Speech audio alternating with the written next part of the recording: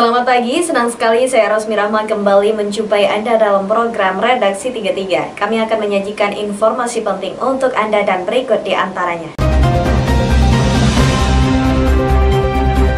Kita awali Redaksi 33 edisi kali ini. Pasangan Edi Damansyah Randy Solihin masih merasa bingung dengan berita-berita yang tersebar di media massa. Sampai hari Jumat 13 November, pasangan untuk calon bupati dan wakil bupati Kutai Kartanegara itu belum menerima surat tembusan dari Bawaslu RI tentang adanya diskualifikasi pencalonan pasangan itu. Berikut informasinya. Pasangan Edi Damansyah dengan Randy Solihin tidak terganggu dengan berita miring adanya rekomendasi diskualifikasi dari Bawaslu. Sampai hari Jumat 13 November 2020, pasangan tunggal calon bupati dan wakil bupati Kutai Kartanegara itu tetap melaksanakan kegiatan sosialisasi kepada calon pemilihnya di desa-desa. Kampanye kami tetap jalan seperti biasa. Hari ini Pak calon wakil bupati kampanye di Marangkayu, besok di Morabada. Besok juga kami ada di kampanye di Samboja. Tetap jalan seperti biasa dan tim relawan partai politik pengusung juga tetap jalan. Laporan ke Bawaslu muncul dari warga yang bergabung dalam barisan relawan Kota Kosong Kutai Kartanegara atau disingkat dengan sebutan Bekokor. Para relawan mengaku melakukan perlawanan dengan melaporkan Edi Damansyah yang juga Bupati Kutai Kartanegara karena diduga melakukan pelanggaran sebagai peserta pilkada. Salah seorang relawan Bekokor bernama Fandi menjelaskan setidaknya ada 5 dugaan pelanggaran yang mereka adukan secara berjenjang ke Bawaslu. Dimulai dari pengaduan ke Bawaslu Kukar, kemudian Bawaslu Provinsi Kaltim, dan sampai ke Bawaslu RI. Dari Bawaslu Kukar dan Provinsi, kata Fandi, kurang mendapatkan respon yang bagus, sehingga tim relawan Bekokor menyampaikan ke Bawaslu di Jakarta. Maaf, untuk pelanggaran-pelanggaran yang kami temukan di Kabupaten Kutai Kartanegara terkait laporan kami ke Bawaslu RI, itu ada beberapa pelanggaran yang kami temukan. Yang pastinya itu mengenai pasal 71 ayat 3 tentang program ataupun kewenangan maupun kegiatan yang menguntungkan calon Bupati Kutai Kartanegara selaku petahana untuk kepentingan beliau pada Pilkada Kutai Kartanegara 2020. Nah, salah satu laporan kita antara lain, tim Bekokor mengakui 5 pelanggaran yang diduga memenuhi unsur pelanggaran itu terkait jabatan Edi Damansyah selaku Bupati Kukar yang diduga menyalahi kewenangan di saat Edi menjadi calon bupati dan diwajibkan cuti. Antara lain ada seperti salah satu kasusnya itu peresmian Jalan Oloy di Desa Kayu Batu, Kecamatan Muramuntai. Yang kedua itu kasusnya Raga Pantas, program stunting, yang dimana di mobil-mobil kepala desa itu ada hashtag idaman maupun Raga Pantas. Nah, yang ketiga itu Perbub. Nah, Perbub 21 tentang kenaikan honorarium THL. Yang keempat itu 1 RT 1 laptop. Nah, di situ ada indikasi menggunakan programnya untuk kepentingan beliau pada Pilkada Kutai Kartanegara. Yang kelima itu hashtag tagline beliau idaman itu. Jadi itu kami rasa itu sudah memenuhi unsur pelanggaran untuk kami laporkan ke Bawaslu RI. Alhamdulillah Bawaslu RI juga pada tanggal 11 November itu mengeluarkan rekomendasi ke KPU RI, ke KPU Kutai Kartanegara melalui KPU RI untuk mendiskualifikasi petahana. Tim Kaltim TV, Hardin melaporkan.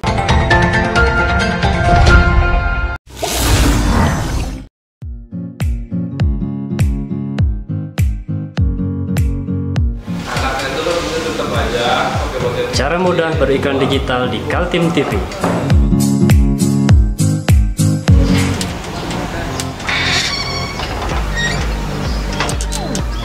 Yang pertama, jadilah sahabat Kaltim TV.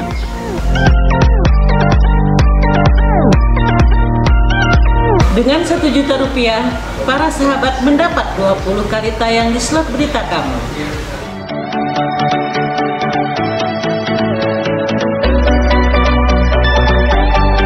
Dengan 20 detik dapat menjangkau 20.000 penonton.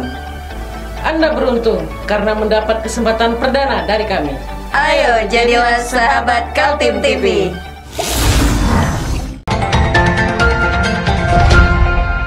Menjelang penyelenggaraan Pilkada serentak tanggal 9 Desember, KPU Kota Samarinda mulai merekrut petugas di TPS tempat pemungutan suara. Petugas TPS termasuk diantaranya tenaga pengaman harus dirapid test terlebih dulu untuk memastikan lokasi pemungutan suara steril dari virus corona. 3 pasang calon wali kota dan wakil wali kota Samarinda sudah siap berlaga.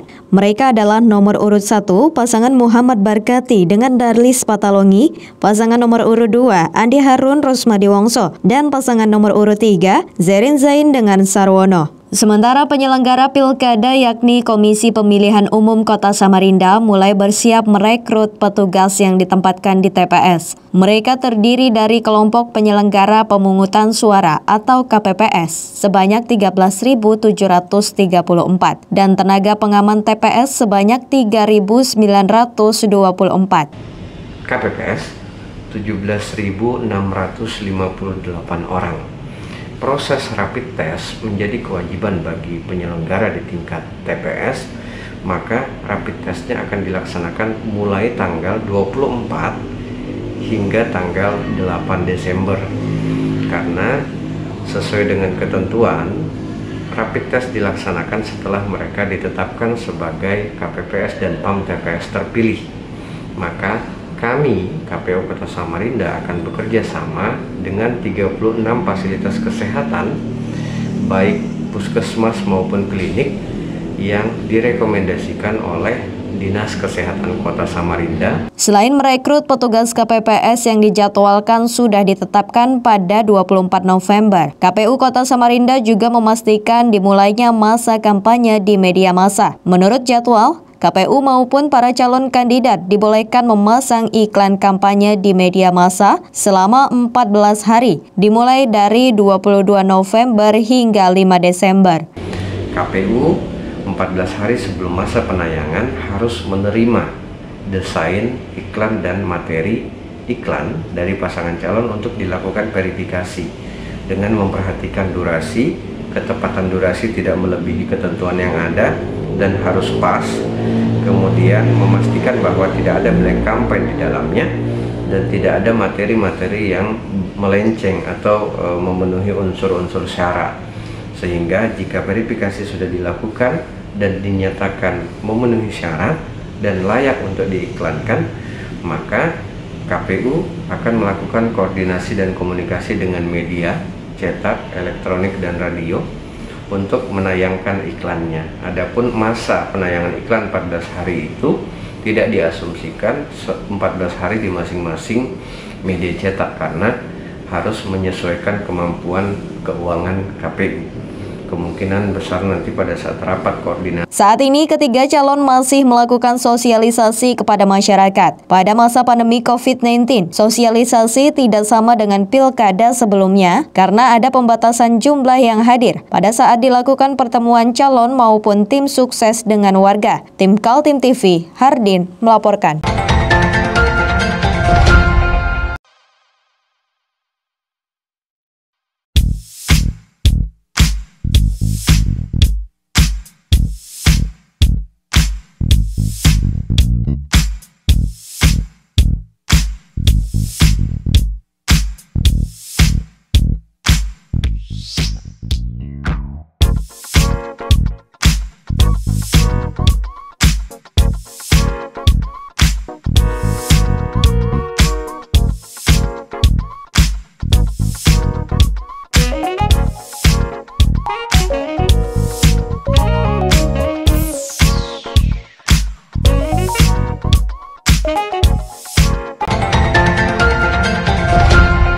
Puluhan warga pemilik lahan yang terkena jalan tol mengepung kantor BPN Balikpapan. Warga menuntut pembayaran lahan yang terkena jalan tol. Warga RT 23 Kelurahan Karangjoang, Balikpapan Utara memblokir jalan tol di kilometer 23. Warga memblokir jalan tol dengan menutup dengan atap seng. Penutupan hingga adanya pembayaran ganti rugi lahan pada 12 November 2020. Ketua RT 23 meminta keputusan yang diambil oleh warga untuk menutup jalan sudah disampaikan kepada pihak kepolisian dan penutupan dimulai sejak 12 November 2020 hingga batas yang tidak ditentukan selama masih belum adanya kejelasan terkait ganti rugi lahan milik warga yang terkena jalan tol. Berbagai spanduk juga ditempel oleh warga atas tuntutan hak masyarakat. Warga akan menduduki jalan tol dari kilometer 16 hingga 20 jalur jalan tol arah Samarinda. Keputusan yang sudah saya ambil berdasarkan instruksi yang sudah saya layangkan ke Kapolres, penutupan akan saya mulai pada hari ini sampai dengan ada keputusan legal opini dari pihak kejaksaan. Itu saja. Saya mohon kepada pejabat terkait, dalam hal ini adalah pihak kejaksaan, saya selaku Ketua RT sekaligus penanggung jawab dari semua aksi ini, saya memohon bantulah kami dengan berbagai aspek legal yang betul-betul itu bisa membantu berpihak kepada masyarakat.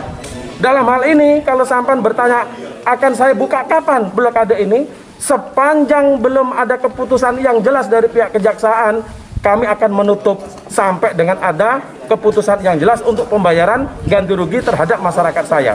Dalam aksi penutupan jalan tol oleh masyarakat RT 23, Karangjoang berjalan aman. Blokir jalan akan dibuka jika sudah ada kejelasan pembayaran ganti rugi lahan. Dari Balikpapan, Muhammad Idris, tim Kaltim TV.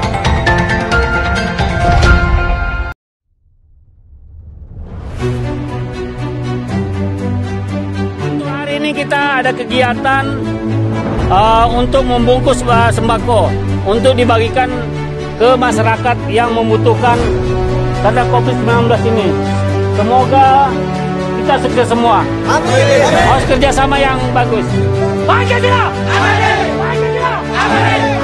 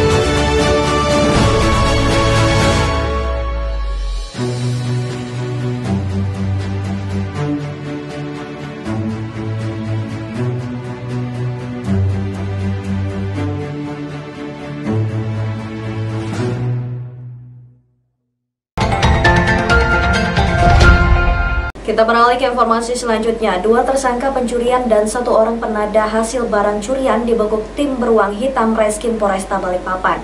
Dari tangan tersangka diamankan 8 ponsel berbagai merek. Dengan menggunakan baju tahanan Polresta Balikpapan, 2 pelaku pencurian dan 1 penadah barang hasil curian digiring petugas kepolisian Polresta Balikpapan pada Kamis 12 November 2020 siang. 2 tersangka utama kasus pencurian, Edi Susanto dan Firman, beraksi di kawasan perumahan pelayaran Kelurahan Perapatan Balikpapan Kota. Keduanya beraksi pada tanggal 1 Oktober pada dini hari. Kedua tersangka ini mengincar rumah warga dengan cara mengintip dari jendela. Saat rumah terlihat sepi, tersangka mendorong pintu belakang dan terbuka. Tersangka Edi dengan leluasa memetik 6 buah ponsel yang ada di ruang tengah dan memasukkannya ke dalam jaket yang digunakan saat itu. Sementara tersangka Firman berperan untuk mengawasi kondisi luar rumah.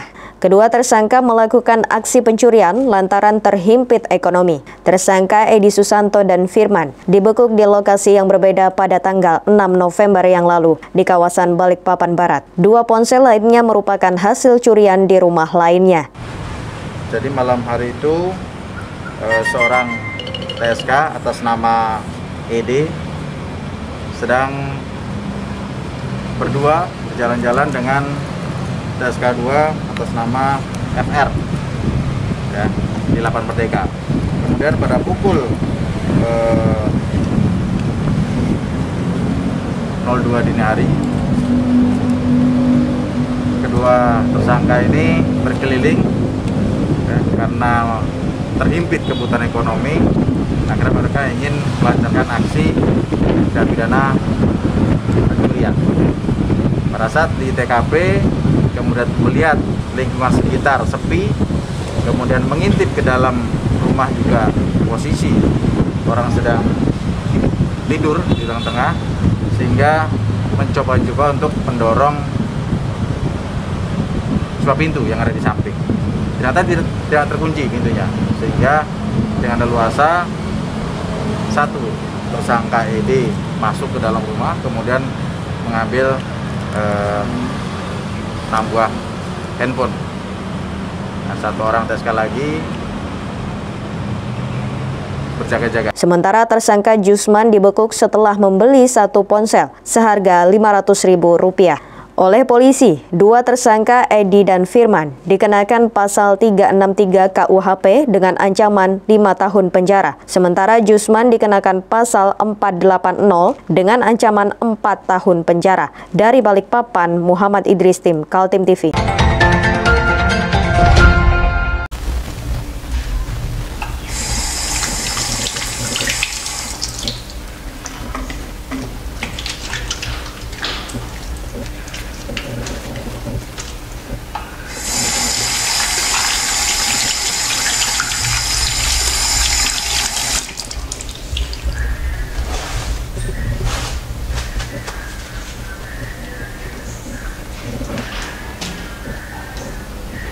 Meskipun di rumah saja, kita tetap selalu menjaga kesehatan, cuci tangan, menggunakan hand sanitizer.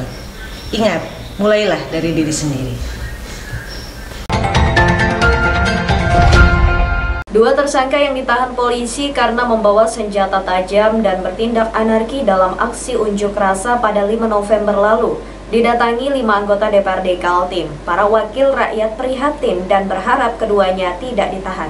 Inilah buntut aksi 5 November di gedung DPRD Kaltim. Alih-alih berusaha menduduki kantor wakil rakyat dengan merusak pintu gerbang, aksi unjuk rasa berakhir ricuh. Polisi mengamankan 9 mahasiswa yang kedapatan berbuat anarki. Namun setelah dilakukan pendalaman pemeriksaan, 2 orang menjadi tersangka. Keduanya kedapatan membawa senjata tajam dan balok serta melakukan perbuatan kekerasan.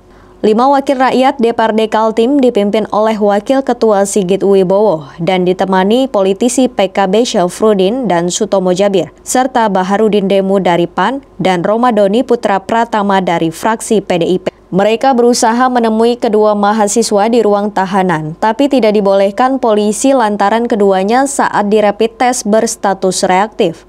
Dari dialog dengan Wakapolresta Samarinda AKBP Dedi Agustono beserta Kabak OPS Kompol Ahmad Andi Suryadi dan Kasat Reskrim Kompol Yuliansyah, para anggota DPRD Kaltim mendapatkan jawaban kalau kedua tersangka sedang menjalani proses hukum.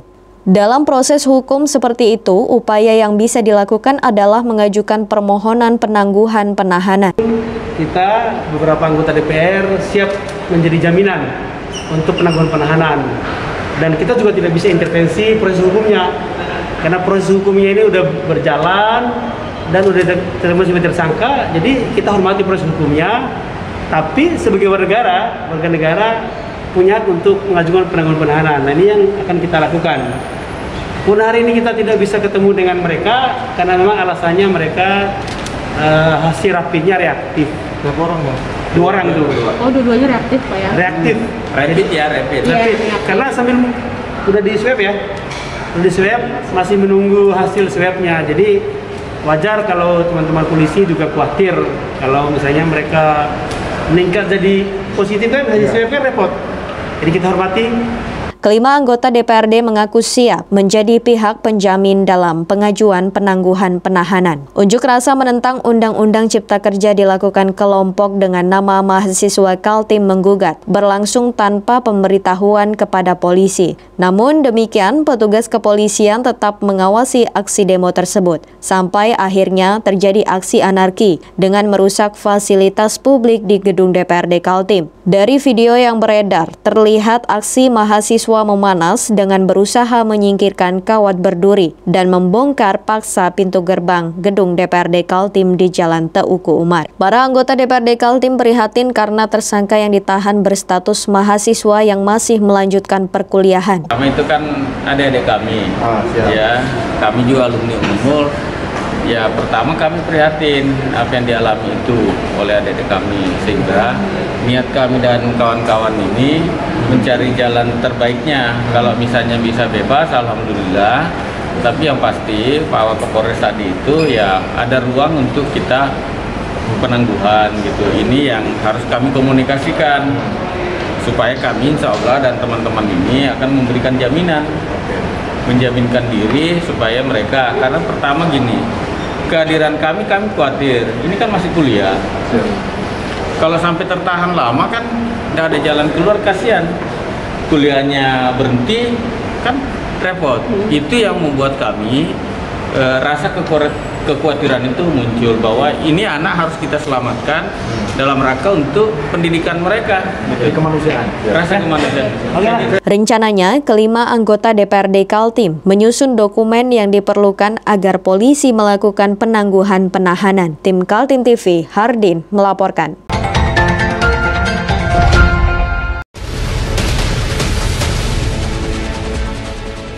Mari kita memerangi virus corona dengan mematuhi imbauan pemerintah. Stay at home.